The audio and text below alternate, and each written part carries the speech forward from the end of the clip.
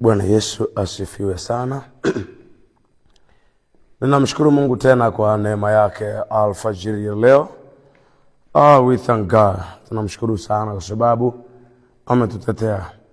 Ndio, ametutunza sana. Tunamshukuru Mungu kwa sababu hiyo. Namshukuru Mungu kwa ajili yako mtumishi wa Bwana ambaye tuko pamoja tena alfajiri ya leo. Namshukuru Mungu sana kwa ajili yako. Namshukuru Mungu sana kwa kweli. Mungu aendelee kukupa neema. Mungu aendelee kutupa neema zaidi sana. Kwa sababu yale mambo ambayo ninayaona kwamba yanaenda kutokea katika maisha ya watu, nina uhakika nayo sana. Bwana Yesu asifiwe mno. Yesu asifiwe sana. Haleluya. So ninamshukuru Mungu kwa neema yake ya pekee ambayo ametupatia tena katika alfajiri ya leo. Nikukaribishe tena mtumishi wa Mungu. Tuungane katika ibada hii tena alfajiri ya leo, na Mungu akubariki sana sana. Wacha nikamshukuru Mungu alafu tukapate kuendelea. Haleluya. Baba yangu mtakatifu sana, uketia patakatifu, wewe ambaye jina lako ni mtakatifu. Baba, asante kwa sababu ya neema yako, fadhili zako na huruma. Baba, ninakushukuru sana kwa sababu umekuwa pamoja na sisi katika namna ya pekee sana. Asante kwa sababu ulinzi wako Bwana umekuwa pamoja nasi. Yesu, haukutulia wala haukupumzika kwa ajili yetu. Kila mara umekuwa pamoja na sisi Bwana, ukiendelea kutulinda. Asante kwa kututunza mikononi mwako Bwana, majira, wakati na saa zote. Lihimidiwe jina takatifu la kwako, mfalme wa utukufu. Baba, ninakushukuru sana kwa kuwa umekuwa pamoja nasi. Baba, ninasema asante tena Bwana kwa alfajiri ya leo, ikiwa ni siku ya tarehe 25 ya mwezi wa 11 2025. Baba, ninakutukuza sana kwa sababu ya hii neema ya pekee katika jina la Yesu. Baba, ninakupa utukufu alfajiri ya leo. Baba, ninakuinua katika asubuhi ya leo. Bwana, peke yako unastahili Bwana. We have no other God, only you Jesus. We thank you for this morning. Thank you for this time that you gave us, oh Lord. Father, we praise your holy name this morning. Asante kwa neema yako ya pekee Baba, katika jina la Yesu. Tunaomba kwamba Bwana asubuhi ya leo uwe pamoja nasi tena, Mungu mtakatifu, wewe uketie patakatifu sana. Tunaomba Bwana uwe pamoja nasi mahali hapa. Jehova, uwe pamoja na kila mmoja ambaye tumeungana katika ibada hii. Naomba uwe pamoja naye Bwana. Baba, ukajidhihirishe mahali alipo. Naomba uweza wako ukatamalaki mahali alipo. Naomba nguvu zako zikatamalaki mahali alipo. Naomba utukufu wako Bwana ukatamalaki mahali alipo, katika jina la Yesu. Bwana, isiwe hali ya kawaida, lakini Jehova ninaomba Bwana mabwana kwamba ikawe ni hali ambayo inadhihirisha uweza wako, katika jina lenye nguvu la Yesu. Naomba Bwana ukajidhihirishe ndani yake na katikati ya mazingira aliyopo, katika jina la Yesu. Haijalishi ni mazingira gani, ili mradi yuko kutafuta uso wako. Father, manifest to everybody, manifest yourself. Acha neema yako ikadhihirike Bwana, maana wewe ndiye kila kitu mfalme. Wewe ni zaidi ya vyote. Wewe ni wa thamani zaidi. Kwa maana yule mmoja aliimba akasema, wa thamani, wewe Yesu ni wa thamani zaidi ya vyote, kwa na wewe ni bora kuliko vyote. Bwana, asante kwa asubuhi leo. Naomba neema yako ikadhihirike kipekee mfano katikati yetu kwa namna ya pekee Baba, kwa mafunuo ya ajabu. Roho Mtakatifu, tunakuomba teka fahamu zetu, teka kila kitu Bwana. Baba, ukadhihirishe, funua maneno yako Bwana, ile siri iliyo katika ulimwengu wa roho ukaifunue Bwana, ikawe waziwazi katika jina la Yesu. So that we may live according to that. Hallelujah. Bwana, ukatuwezeshe katika jina la Yesu. Baba, tunaomba neema yako. Tunaomba uwe pamoja nasi Bwana, katika jina la Yesu Kristo mwana Mungu aliye hai. Tunakusihi Bwana uwe pamoja nasi, ukazidi kujitukuza katikati yetu, katika jina la Yesu Kristo mwana Mungu aliye hai. Amen. Amen. Tunamshukuru Mungu sana kwa sababu ya neema yake asubuhi ya leo tena. Ninasikia furaha moyoni, ninasikia shangwe moyoni mwangu, nasikia neema ya Mungu. Haleluya. So ninamshukuru Mungu sana kwa sababu ya hiyo neema yake ambayo haina mfano wake. Haina mfano kabisa. Jamani, Bwana Yesu asifiwe. Haleluya. Haleluya. Nasi kumshangilia Yesu sana kwa neema yake. Basi naomba tuendelee mbele tena. Tuliishia mstari wa 26. Tuna siku ya tatu, kama sio tuna siku kama ya tatu hivi, kama sio ya 4 tulikuwa tunasoma huu mstari. Sasa kuna mambo ambayo Roho Mtakatifu anataka atupitishe taratibu tupate kuelewa kama wanadamu na tuweze kujua ni nini kitupasacho. Kwa nini anazungumza kwa habari ya kukaa uweponi, kuishi uweponi mwake? Wapendwa, nisikilizeni niwaambieni kitu. Uweponi mwa Bwana ndio mahali kuna usalama. Uweponi mwa Bwana ndiko kuna usalama. Ndani ya uwepo wake ndiko kuna kila kitu. Yaani kila kitu kinapatikana humo. Yes, yaani kila kitu kinapatikana kwenye uwepo wa Mungu. So nia yake kubwa anataka tukae ndani ya uwepo wake. Ana makusudi hayo, na ndicho kitu ambacho anazungumza sana na sisi. Lakini elewa, tuko kwenye utangulizi. Ujumbe mkuu ni nia ya Kristo, ndio ujumbe mkuu. Lakini tumewekwa kwenye utangulizi huu. Ni mrefu kidogo bado, lakini urefu huu ni kutufafanulia kwa nini iko hii. Kwa nini Mungu anataka tukae uweponi? Kwa nini anataka tuishi hivi ambavyo anazungumza? Ni kwa nini? Ni kwa sababu hizi ambazo ziko hapa. Nilikwambia mwanadamu originally hakuumbwa akae nje ya uwepo wa Mungu. Aliumbwa akae ndani ya uwepo wa Mungu. Na nimetoa hii mifano mara nyingi, naomba nisirudie tena. Bwana akubariki. Acha tuendelee mbele.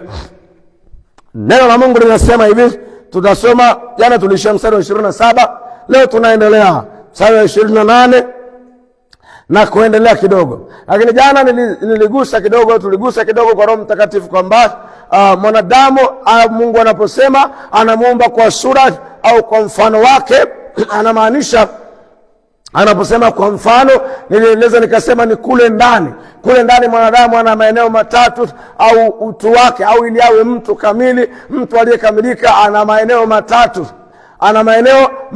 Nikasema ana roho, anayo nafsi na anayo mwili. Sasa tutakuja kuangalia vizuri. Anayo roho, anayo nafsi na anayo mwili.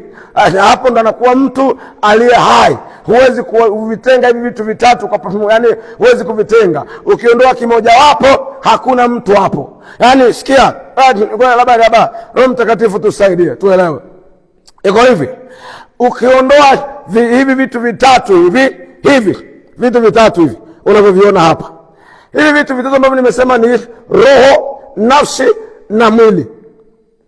Hivi vitatu hivi, kama kimoja kikiondoka, hakuna mtu.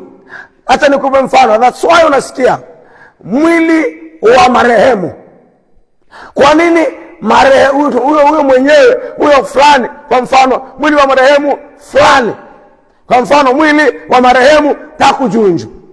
Mwili wa marehemu Takujunju, huyu ni kusema ni mwili wake tu ndio upo, lakini Takujunju mwenyewe hayupo. Sema unaelewa? Yaani mwili wa marehemu Takujunju ni kusema Takujunju mwenyewe hayupo. One of these three parts imeondoka.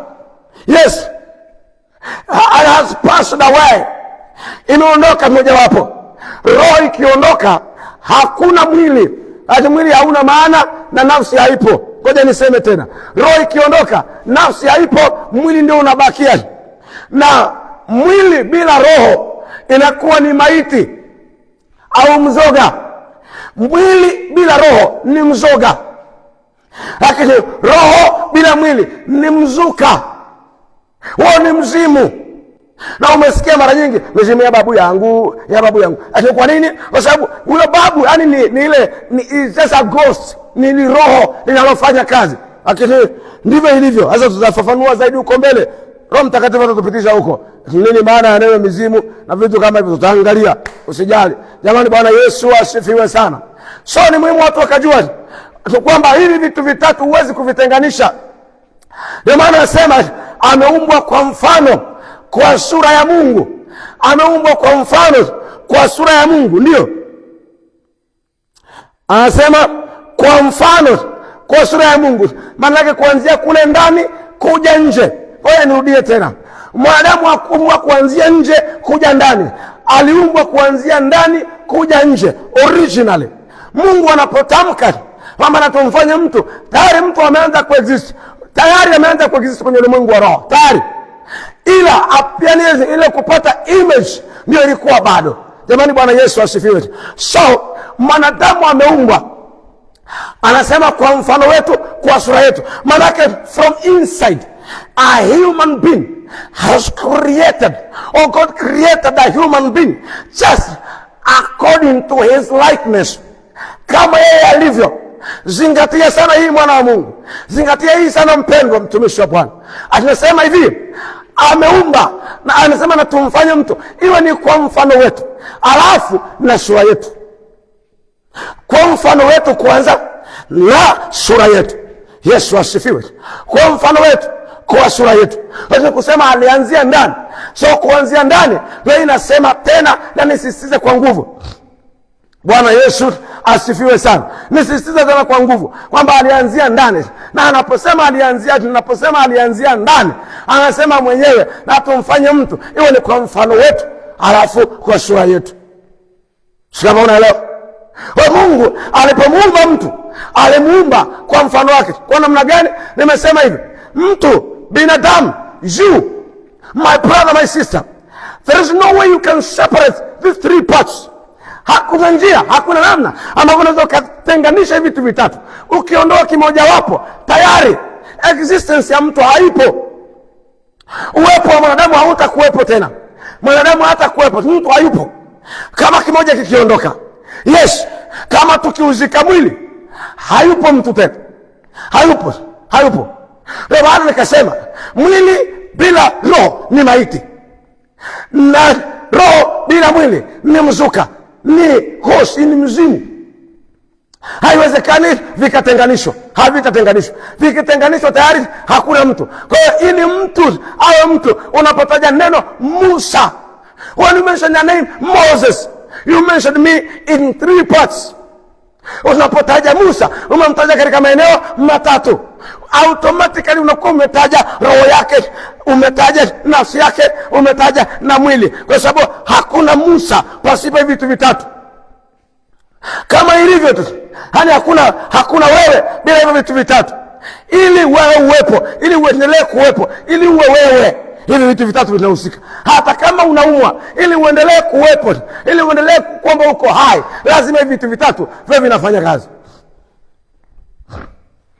Samahani, kila kimoja kina kazi yake, kila kimoja kinamtegemea mwenzake. Hakuna kilicho cha thamani au chenye nguvu zaidi ya vyote. Kila kimoja kinamtegemea mwenzake. Ili roho iendelee kuwepo duniani, inautegemea mwili. Ili nafsi iendelee kuwepo duniani, inategemea roho na inategemea mwili. Ili mwili uendelee kuwepo duniani ukiwa hai, unaopendwa, unaweza kufanya kazi, haujakataliwa, unahitaji roho. So huwezi kuvitenganisha vitu vitatu. Haleluya. Asante Roho Mtakatifu.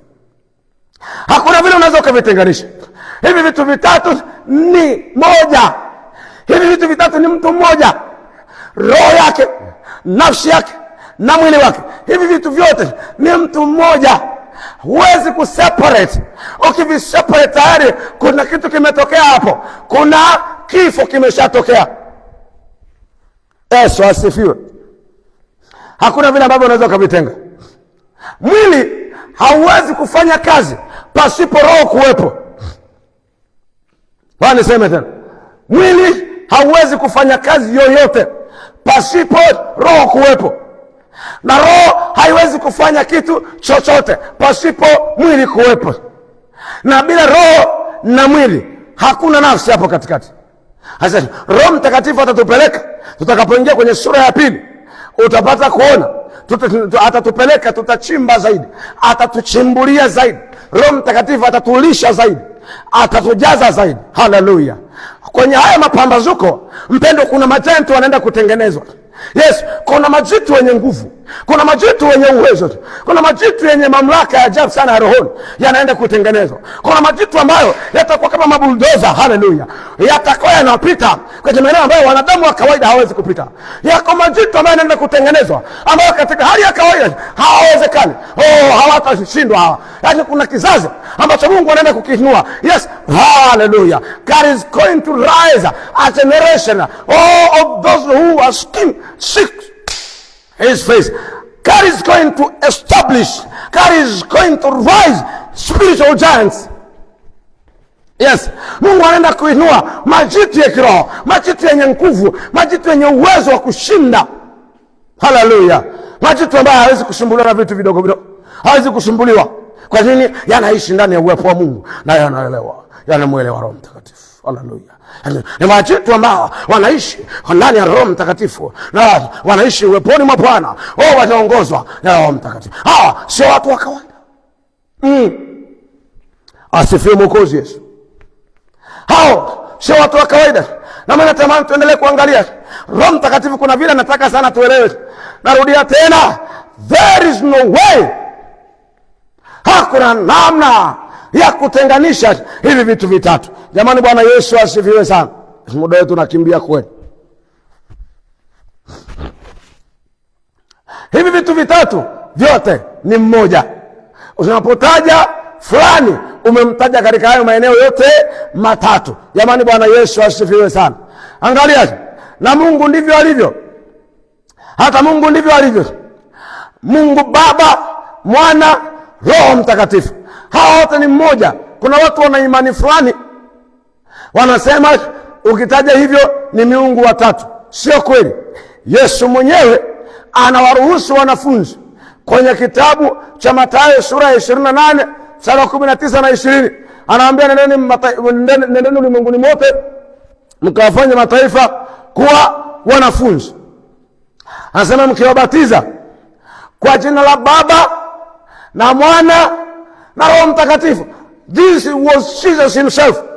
Huyu alikuwa ni Yesu mwenyewe ndiye aliyezungumza haya. Huyu ni Yesu mwenyewe ndiye aliyesema haya. Yeye mwenyewe anajua. Ndio maana anasema mimi na Baba. Mimi na Baba. Yaani hakuna siri kati yao. Hakuna miungu watatu. No, ni mmoja.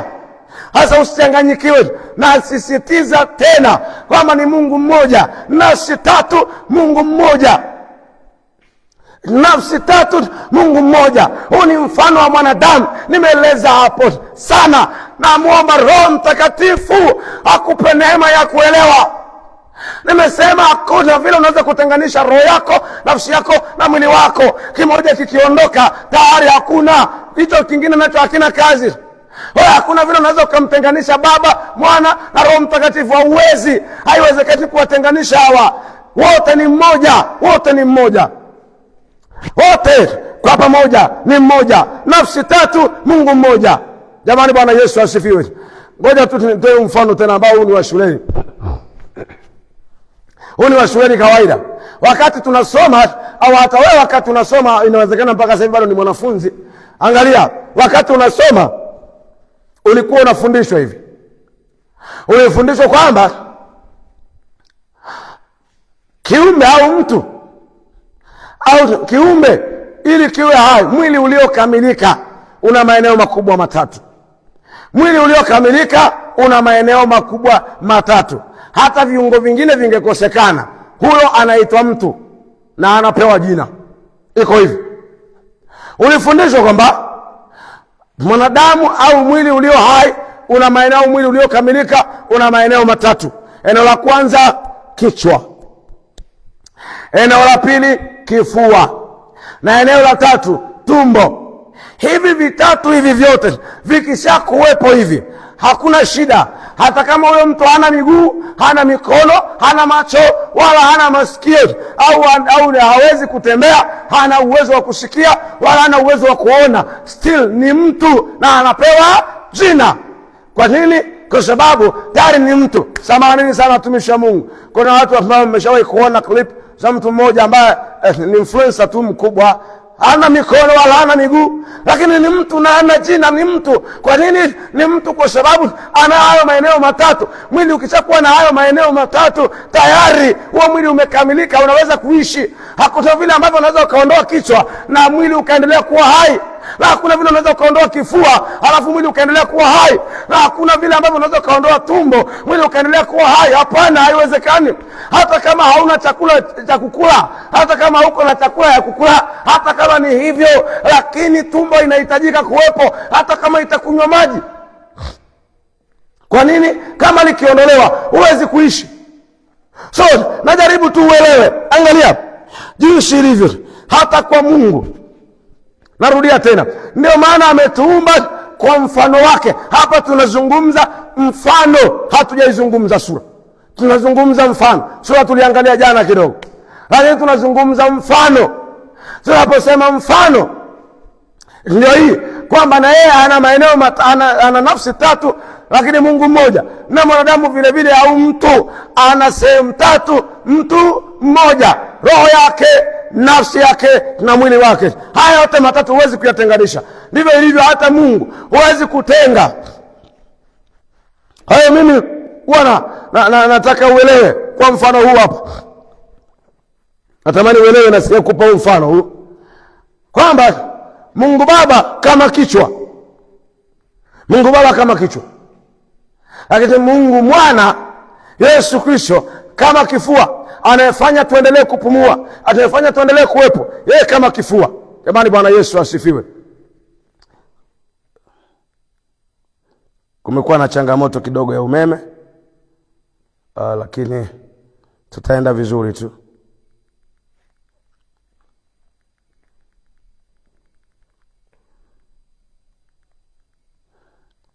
Metokea changamoto kidogo ya umeme hapa, lakini still tutaendelea tu. Nafikiri hatutakatisha ibada kwa sababu bado tutaendelea. Bwana Yesu asifiwe sana. Bwana Yesu asifiwe. So katika mambo haya yote nataka uelewe na ujue na ufahamu vizuri kabisa kwamba Mungu ametengeneza hivyo. Hakuna vile ambavyo unaweza ukawatenganisha hawa watatu, hakuna vile unaweza ukawatenganisha. Lakini vile vile ndivyo ilivyo kwamba hata Mungu mwenyewe ni mmoja katika nafsi tatu, na mwanadamu vitu vitatu, mtu mmoja, maeneo matatu tofauti, lakini mtu mmoja. Jamani, Bwana Yesu asifiwe sana. Hasa mstari wa 28 unasema hivi. Mstari wa 28 unasema hivi, au bali usome kama ulivyo ili tuendelee mbele kidogo. Tamani tuendelee mbele kidogo. Neno Mungu linasema hivi. Neno Mungu linasema, Mungu akawabarikia, Mungu akawaambia, zaeni mkaongezeke, mkaijaze nchi na kuitiisha. Jamani, Bwana Yesu asifiwe. Anazungumza, anasema Mungu akasema tena, anawabarikia. Biblia inasema akawabarikia, akawaambia, zaeni mkaongezeke, mkaongezeke. Na kwenye kuongezeka kwenu msiongezeke tu, anasema muijaze nchi, na kwenye kuijaza nchi anasema bado muitiishe, muijaze na kuitiisha. Kwa nazungumza haya, sikia, kuna mtu mmoja niliwahi kumkuta mahali fulani anazungumza, nisema alikuwa anawapotosha watu. Anawaambia, wewe unajua, sikia, mwanadamu dhambi aliyofanya pale Edeni, Adamu na Hawa, walizini. Walizini inatoka wapi? Biblically tunaona hapa kwa neno la Mungu ya kwamba Biblia inaeleza vizuri kabisa kwamba hivi, Mungu akawabarikia, akawaambia zaeni. Anaposema zaeni, manake ameachilia uwezo wa reproduction, ameachilia uwezo wa kuzaliwa. Bwana Yesu asifiwe sana. Tunajaribu kutafuta position nzuri. Yesu asifiwe. So akawabarikia, Biblia inasema kuwabarikia manake aliwapa ruhusa, aliachilia ruhusa ya nini? Ya uzao. Sasa anaiachiliaje ile ruhusa ya uzao? Bwana Yesu asifiwe sana. Ameachilia ruhusa ya uzao. Ameiachiliaje ile ruhusa ya uzao? Kwa kuwabarikia. Amewabarikia, akawaambia, zaeni mkafanyeje? Zaeni mkaongezeke. Zaeni muongezeke na mzidi sana, mkaitiishe dunia. Jamani, Bwana Yesu asifiwe. Anaposema muitiishe dunia, maana yake iwe chini ya mamlaka yenu, iwe chini ya uwezo wenu, iwe chini ya utawala wenu. Bwana Yesu apewe utukufu mwingi sana. Iwe chini ya utawala wenu sasa. Ndio maana anasema zaeni mkaongezeke, mkaijaze dunia na kuitiisha. Jamani, Bwana Yesu asifiwe. Bwana akitupa neema tutaendelea tena vizuri kuangalia kesho. Roho Mtakatifu akitupa neema zaidi tutaenda ndani zaidi hapo katika jina la Yesu. Jamani, Bwana Yesu asifiwe. Ama tuendelee. Ni kweli kumekuwa na changamoto kidogo ya umeme, umekatika, na kwa muda huu ulioko hapa tuna changamoto kidogo ya generator. Kwa hivyo niombe tuendelee hivyo hivyo. Mungu akubariki sana. Tutaendelea tu, wewe ambaye utaendelea mahali ulipo, tuendelee kuomba. Asubuhi ya leo tunatamani tukapate nafasi ya kwenda mbele za Bwana kumuomba Mungu. Na tunakwenda kuomba nini? Tunakwenda kumuomba Mungu atupe neema zaidi katika kulielewa neno lake. Hili ni jambo la kwanza la msingi sana, kwa sababu kuna wakati ambao tunashindwa kwa sababu hatukulielewa vizuri neno la Mungu. Mungu atupe neema ya kuelewa, Mungu atupe neema ya kufahamu vizuri kabisa katika jina la Yesu. Lakini zaidi sana Mungu atupe hiyo neema yake na uwepo wake ukae pamoja na sisi.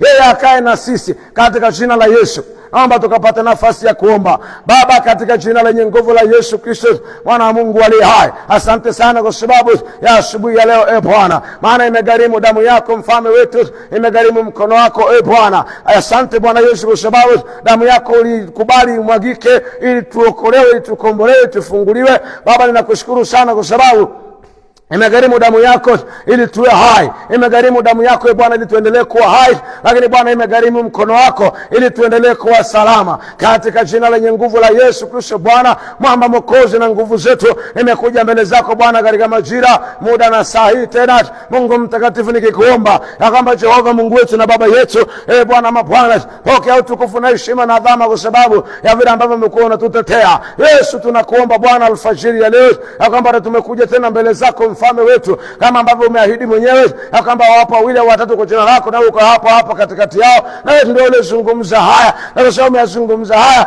Bwana, tumekuja mbele zako, tuko zaidi ya wawili, tuko zaidi ya watatu Bwana. Baba, tunaomba Mungu mtakatifu kwamba uwe pamoja nasi tena katika alfajiri ya leo mfalme.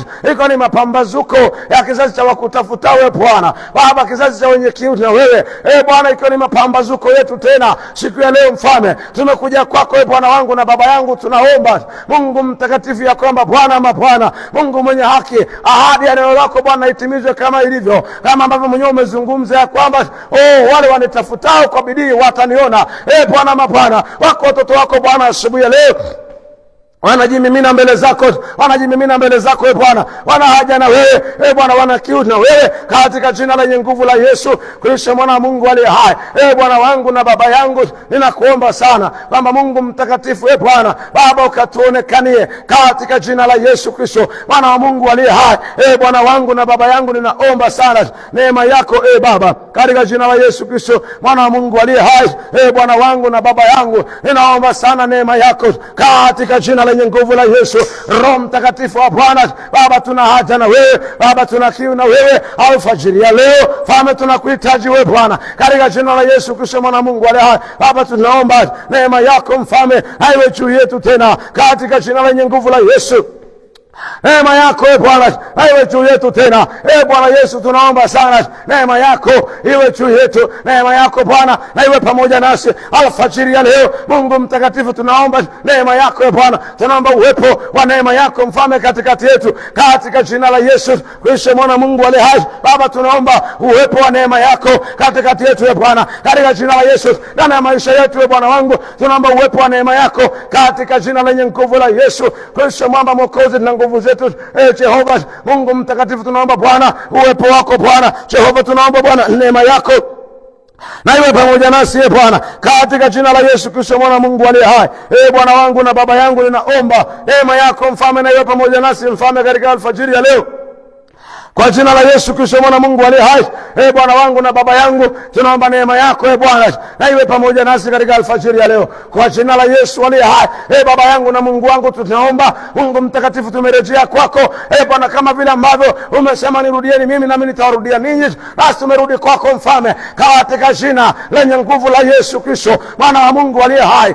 Bwana wangu na Baba yangu, ninakuomba sana Mungu mtakatifu ya kwamba Baba ukaturudie kama ambavyo nasi tumerudi kwako Baba. Tunakuomba ukaturudie Baba, kama vile ambavyo mwana mpotevu au baba yake alipomuona ngali mbali alimkimbilia, akamwangukia shingoni, akambusu sana akifurahia. Bwana, nasi tumerejea kwako mfalme. Bwana wangu, tunaomba kibali machoni pako Bwana katika asubuhi ya leo Baba. Tunakuomba sana Mungu mtakatifu Bwana wangu na Baba yangu, amba na uwe pamoja nasi katika jina la Yesu Kristo mwana Mungu aliye hai. Bwana wangu na baba yangu, ninakuomba sana tafadhali, Mungu mwenye mamlaka, Mungu mwenye uweza, uketie patakatifu sana. Jehova, naomba Bwana ukadhihirike. Bwana wangu, tunaomba neema yako iwe juu yetu tena katika jina la Yesu. Alfajiri ya leo neema yako Bwana iwe juu ya kila mmoja katika jina la Yesu. Iwe juu ya kila mmoja majira haya Bwana yuko mbele zako akiomba. Bwana Mungu mtakatifu, tena kwa uchungu sana, kwa kiu kabisa katika jina la Yesu. Mungu mtakatifu, tunaomba neema yako na iwe pamoja nasi, maana tumejua ya kwamba kushinda kwetu kuko kwenye uwepo wako. Bwana, kuendelea kwetu kunatokana na uwepo wako. Bwana, kila kitu kinatokana na uwepo wako Mungu mtakatifu, katika jina lenye nguvu la Yesu Mwokozi, mwamba na nguvu zetu Jehova. Bwana wangu, tunaomba neema yako na iwe pamoja nasi, na iwe pamoja nasi neema yako Bwana, katika jina la Yesu Kristo mwana Mungu aliye hai.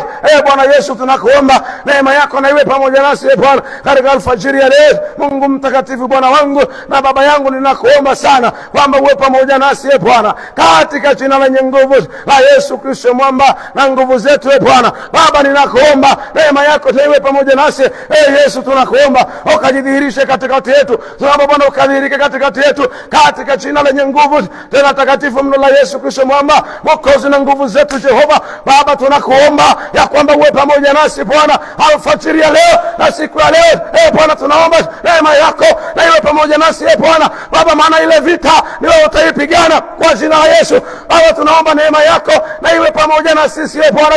Roho Mtakatifu Bwana, tunakuomba Bwana, mapana ukaendelee kutamalaki katika jina la Yesu. Bwana, tunaomba kibali machoni pako Jehova, ukatukubali. Tunaomba neema yako inyeshe juu yetu, neema yako Bwana na iwe nyingi juu yetu alfajiri ya leo. Neema yako na iwe nyingi juu yetu katika jina la Yesu Kristo mwana Mungu aliye hai. Neema yako na iwe juu yetu katika jina lenye nguvu la Yesu Mwokozi wa ulimwengu. Ninakuomba sana kwamba Bwana neema yako na inyeshe kwa wingi juu yetu mfalme. Bwana wangu, tunakuomba, tunaomba kibali machoni pako Mfalme. Tumerudi kwako msalabani, tunakuomba Mungu mtakatifu, hatuwezi kuendelea peke yetu, hatuwezi kwenda wenyewe. Tutafikaje kama na hata njia hatuijui vizuri? Roho Bwana, tunakuomba wewe ujue yote, wewe chunguza yote. Orikayana regamiano shakarabo. Yesu, tunaomba neema yako Yesu Kristo Mwokozi. Tunaomba Bwana neema yako tunainyesha juu yetu. Tunaomba kibali machoni pako Mfalme katika jina la Yesu Kristo mwana Mungu aliye hai. Bwana wangu, tunaomba kibali machoni pako, kibali machoni pako, kukubalika mbele zako, kibali machoni pako Bwana, kukubalika mbele zako Mfalme. Baba, tunaomba kibali Mungu mtakatifu, tunakuomba Bwana wangu na baba yangu, tunaomba neema yako Mfalme. Bwana wako watu ambao sai wanaomba, wanabubujika mbele zako, wana kiu na wewe Bwana. Hata mimi niko mbele zako majira haya pamoja na ndugu zangu watumishi wako Yesu, tunahaja na wewe, tuna kiu na wewe Bwana, tunakuhitaji wewe Yesu Kristo Mwokozi. Tunaomba Mfalme ukadhihirike katikati yetu, ukadhihirike Bwana katikati yetu kwa jina la Yesu. Tunaomba neema yako Bwana iwe juu yetu.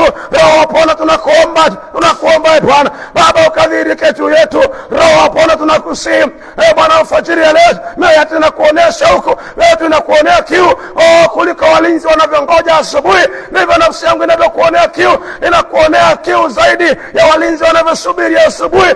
Yesu, tunakuonea kiu.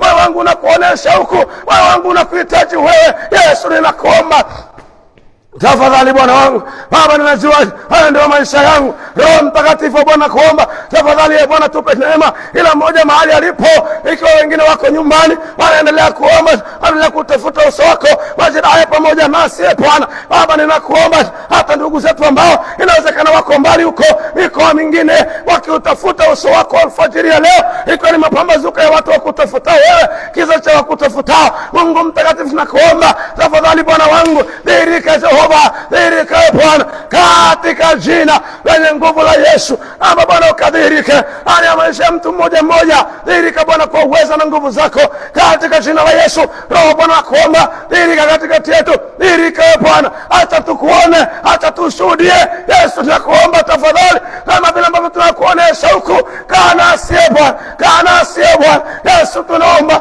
Roho wako Mtakatifu akatamalaki mioyo yetu, akatamalaki akatamalaki nafsi, akatamalaki fahamu zetu, akatamalaki na miili yetu. Roho Mtakatifu atamalaki, tujaze Bwana uweza wako uwe pamoja nasi, nguvu zako ziwe dhahiri katikati yetu, kwa jina la Yesu aliye hai.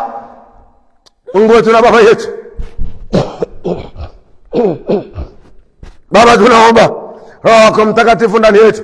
Baba tunaomba ujazo wa Roho Mtakatifu katika jina la Yesu. Baba tunaomba ujazo wa Roho Mtakatifu alfajiri ya leo. Bwana wangu tunakuomba sana, omba ukatujaze kwa Roho wako Mtakatifu, tujae kabisa Bwana kufurika kwa namna ya pekee na ya ajabu katika jina la Yesu Kristo mwana Mungu aliye hai. Baba tunaomba ujazo, tunaomba kujaa zaidi, tunaomba kujaa zaidi, tunaomba kibali zaidi, tunaomba kujaa zaidi, tunaomba kujaa zaidi ya hapo. Yes, zaidi ya hapo. Bwana kuomba wako watoto wako ambao Bwana wanaomba kule maeneo mengine, mikoa mingine, wako nyumbani wanakulilia. Yesu naomba dhihirika kwao, dhihirisha uweza wako kwao, dhihirisha nguvu zako ndani yao katika jina la Yesu Kristo mwana Mungu aliye hai. Bwana wangu na Baba yangu, nakuomba Bwana ukadhihirishe uweza wako ndani yao, dhihirisha nguvu zako katikati yao katika jina la Yesu. Roho Mtakatifu nakuomba Bwana ukatamalaki ndani yao, tamalaki Roho Mtakatifu wa Bwana. Naomba Bwana jaza kabisa kila mmoja, jaza kwa nguvu zako, jaza kwa uweza wako. Yesu huisha tena mfalme, huisha tena Bwana, huisha tena Bwana, kwa jina la Yesu Kristo mwana Mungu aliye hai. Watu wanaokutana na vita kwenye ulimwengu wa roho, ili kuzuia kuomba, utafuta uso wako katika jina la Yesu. Yesu ukawashindie, wapiganie. Baba yangu na Mungu wangu, katika jina la Yesu Kristo Bwana Mungu aliye hai. Bwana wangu ninaomba neema yako mfalme, naomba neema yako Bwana na iwe pamoja nao katika jina la Yesu. Naomba ulinzi wako Bwana ukawe pamoja nao. Yesu nakuomba Roho Mtakatifu Bwana ukatembee ndani yao Bwana alfajiri ya leo. Naomba Bwana ikawe ni saa ya kupokea neema, saa ya kupokea neema yako, saa ya kupokea uweza wako. Roho Mtakatifu naomba Bwana utamalaki ndani yao katika jina la Yesu Kristo mwana Mungu aliye hai. Baba ninakusihi Mungu mtakatifu Bwana, kwamba ukajidhihirishe kipekee kabisa. Bwana ukadhihirike kwa namna ya ajabu katika jina lenye nguvu la Yesu Kristo Mwana wa Mungu aliye hai. Bwana wangu nakuomba Yesu ukadhihirike, Yesu kaonekane kwa namna ya pekee, kwa namna ya ajabu katika jina la Yesu. Roho Bwana nakuomba Baba ukatamalaki ndani ya maisha ya watoto wako, ndani ya fahamu zao, ndani ya uweza, ndani ya fahamu zao Bwana, kwa uweza wako mfalme ukatamalaki Bwana katika mioyo yao, ukatamalaki Bwana. Yesu tunakuomba panda ile mbegu mpya ndani yao, mbegu ya neno lako Bwana. Yesu tunakuomba panda ile mbegu mpya, mbegu ya neno lako ndani yao kwa jina la Yesu aliye hai.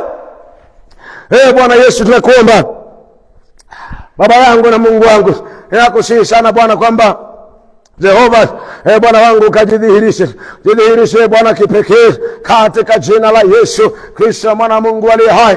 Roho Bwana nakuomba ukadhihirike ndani ya watoto wako Bwana, wape furaha Bwana, wape furaha, wape sababu ya kushangilia ndani yako, kwa nguvu zako Bwana, kwa neema yako kuwa ndani yao, kwa neema yako kuwa juu yao, na nguvu zako kuwa ndani yao katika jina la Yesu. Roho Mtakatifu Bwana kuomba Baba ukadhihirike katikati yao katika jina la Yesu. Wape furaha Bwana kwa uwepo wako, maana ulimwambia Musa, uso wangu utakwenda nawe nami nitakupa raha. Raha ni ipi Bwana? Ni ule uwepo wako. Pame Bwana wangu nakuomba ukatupe neema.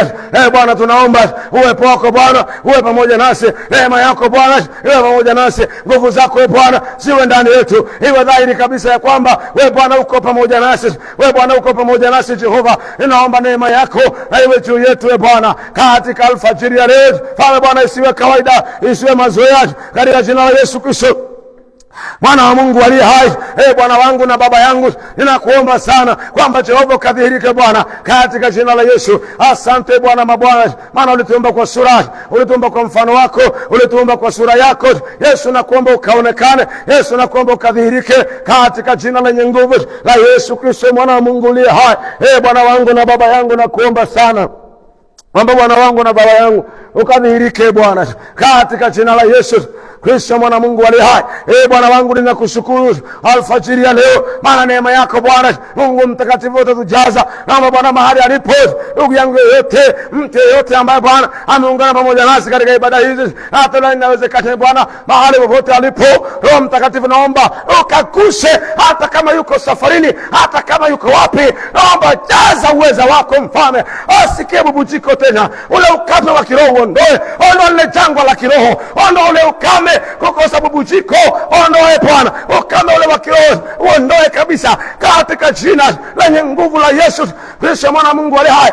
Ondoa ule ukame, ondoa ule ukavu, ondoa ile dryness, ile spiritual dryness, ondoa Bwana Yesu. Nakuomba fukua visima katika jina la Yesu, maji bubujike tena, maji bubujike tena, maji bubujike tena, maji Roho Mtakatifu bubujike ndani ya watu wako kwa jina la Yesu.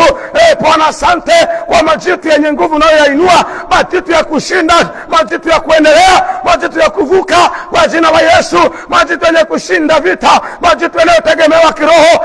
Yesu asante, thank you for those giants in the name of Jesus. Bwana asante kwa spiritual giants, asante Bwana because you are rising giants in the name of Jesus. Asante Bwana Yesu kwa uwezo wako na nguvu zako Baba, na kutukuza sana moyo wangu na kushangilia asubuhi leo sababu ya watoto wako mbalimbali ambao majira haya Bwana wako mbele zako Mfalme. Asante sana kwa sababu ya neema yako katika jina la Yesu Kristo mwana wa Mungu aliye hai. Baba ninakushukuru sana Bwana, asante sana kwa matendo yako makubwa na ajabu mno katika jina la Yesu. Baba ninakutukuza mno Bwana Yesu, nasema asante kwako hayupo na wala atatokea Mungu kama wewe Baba. Wewe ni wa pekee, wewe ni wa pekee, wewe ni wa pekee mno katika jina lenye nguvu la Yesu Kristo mwana Mungu aliye hai. Bwana wangu, wakati huu majira haya dakika hizi Bwana nimekuja mbele zako Mfalme wa amani Yesu, nikikuomba ya kwamba Bwana wangu na Baba yangu ukawakumbuke watoto wako Mfalme wa amani. Nakuomba Bwana ukawakumbuke watoto wako mahali walipo Yesu, ninakuita Bwana kwa ajili ya katika jina la Yesu. Naomba neema yako na iwe juu ya kila mmoja, yako mahitaji mbalimbali ambayo wamebeba ndani ya mioyo yao Yesu. Tunakuomba Bwana, wako wengine Bwana wana mahitaji saa hii Bwana, wanaomba kwa habari ya uchumi wao Yesu. Tunakuomba Bwana ukaonekane kwa habari ya uchumi wao Yesu, onekana, lakini wape kuelewa, wape kujua ya kwamba uliwapa Bwana tangu mwanzo, uliwapa kumiliki vitu vyote vya kuvitawala vitu vyote vya dunia Bwana. Kwa maisha ya duniani humu Bwana ulisha accommodate kila kitu, ulisha facilitate kila kitu.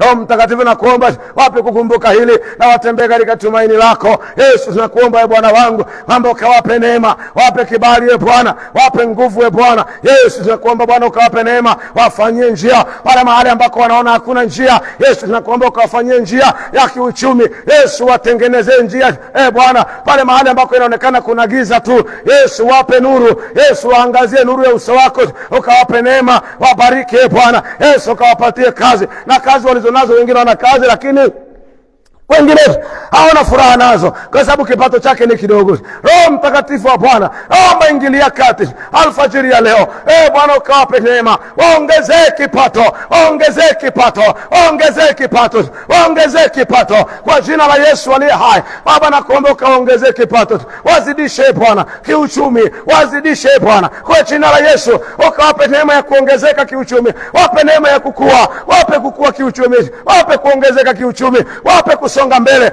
kwa jina la Yesu aliye hai. Bwana wako wengine ambao saa hii wanaomba, wanakulilia, ndoa zao zimekuwa changamoto Yesu ulianzisha ndoa, naomba Bwana ingilie kati Mungu mtakatifu, na kuomba Bwana shwari kuu ukalete shwari katikati yao Yesu, wapatanishe wale mfano wa amani, wape kupatana mke na mume, wape kuelewana. Wengine Bwana ni wachumba tu, wamegombanishwa kwa mambo mbalimbali Yesu, naomba Bwana, lakini kusudi lako ni wao waoane Yesu. Nakuomba ukawarejeshea amani, wape kurejeshea amani tena, warejeshea amani yako Mfalme katikati yao kwa jina la Yesu aliye hai. Warejeshea amani yako Bwana iwe katikati yao katika jina la Yesu Kristo Bwana wa Mungu aliye hai, warejeshea amani yako mfalme, kwa jina lenye nguvu la Yesu. Naomba Bwana ukawarejeshea amani yako Bwana nirejee ndani yao mfalme, watetee katika jina la Yesu, ukawapiganie. Naomba Bwana ukaonekanie. Bwana, wengine ni habari ya afya zao zina changamoto, miili yao inaumwa, kuna maumivu maeneo mbalimbali, na wengine wameenda hospitali, wamepimwa, wameambiwa kuna ugonjwa unaonekana kibinadamu. Lakini Yesu, nakuomba Bwana, kwa kuwa macho yako yanaona, Yesu nakuomba gusa kule waliko kwa jina la Yesu. Wewe ni mgonjwa, naomba amini sasa, kama hata simu yako kwa mkono wako wa kulia au kushoto weka kifuani, au weka mahali pale panauma, katika jina la Yesu aliye hai. Roho Mtakatifu naomba tembea ndani ya huo mwili, akapokea uzima. Kila nguvu ya giza, nguvu ya mateso, toka, una mamlaka. Adui wa msalaba, toka, achia, una mamlaka, una nafasi, toka, haribiwa, vunjika, urugwa kwa jina la Yesu Kristo. Bwana Mungu aliye hai, mipango ya kuzimu na ivurugia mbali, mipango ya chuma ulete, haribika kwa jina la Yesu. Ponya wa mwili Bwana, naomba ukawaguse Bwana, gusa, ponya kwa jina la Yesu. Wametumia fedha nyingi kwa matibabu, Yesu nakuomba ingilia kati sasa, yatoshe Bwana. Naomba ukawaguse, fungua kila vifungo, ponya mifupa, ponya mishipa, ponya misuli, ponya tumbo, ponya kifua, ponya kila kitu, ponya mwili wote kwa jina la Yesu Kristo mwana Mungu aliye hai. Baba yangu na Mungu wangu, ninakuomba neema yako mfalme nayo juu ya kila mmoja katika jina la Yesu. Roho Mtakatifu wa Bwana, naomba ukadhihirike Bwana asubuhi ya leo mfalme. Nakuomba wabariki watoto wako, natamka baraka juu yao, ninawabariki Bwana waingiapo na watokapo katika jina la Yesu. Nakuomba uwe pamoja na wao Yesu, naomba ukawalinde, tembea na wao katika kazi zao Bwana, walinde. Napinga ajali zozote kwenye vyombo vya usafiri, napinga ajali maeneo ya kazi, wale wanaofanya kazi kwenye mazingira hatarishi, hata wale ambao wanafanya kazi kwenye mazingira mazuri. Lakini Bwana, inawezekana kuna kuteleza na kuanguka katika kutembea. Yesu, naomba ukawalinde, naomba watunze Bwana, wawe salama kwenye magari yao Bwana, kwenye ofisi zao, kwenye vile viti na kwenye vyombo vyao vya kufanyia kazi, iko ni kompyuta. Tunapinga uharibifu, tunapinga aina yote ya uharibifu, fitina kwenye kazi tunazipinga, hazina mamlaka. Yesu, naomba ukawalinde, watunze, wawe salama mikononi mwako, ukajitukuze Bwana Yesu. Tukuza jina lako katikati yetu, in the name of Jesus. Baba, asante kwa sababu ya neema yako. Asubuhi leo tunakutukuza na kukuinua, na wakabidhi watoto wako mikononi mwako mfalme, naomba Bwana ukawalinde na kuwatunza katika jina la Yesu, wakawe salama. Bariki Bwana njia zao za uchumi, wabariki Bwana waingiapo na watokapo. Yesu, naomba uwalinde, naomba Bwana ukawatunze na wakawe salama, just for the glory of the name my Lord Jesus. Asante kwa sababu unafanya kwa utukufu wako katika jina la Yesu. Bwana akubariki sana mtumishi wa Bwana. Tembea katika uwepo wa Mungu, ishi uweponi mwa Bwana, ndio maisha yako. Bwana akupe neema ya kuwa salama, Mungu akupe neema ya kuendelea vizuri katika jina la Yesu Kristo mwana Mungu aliye hai. Na ubarikiwe wewe na uzao wako, na ubarikiwe uingiapo na utokapo. Bwana akuangazie nuru za uso wake, Bwana akufadhili, Bwana akufariji moyo wako katika jina la Yesu Kristo mwana Mungu aliye hai. Tuonane tena siku ya kesho. Mungu akubariki sana. Ishi uweponi mwa Bwana. Amen.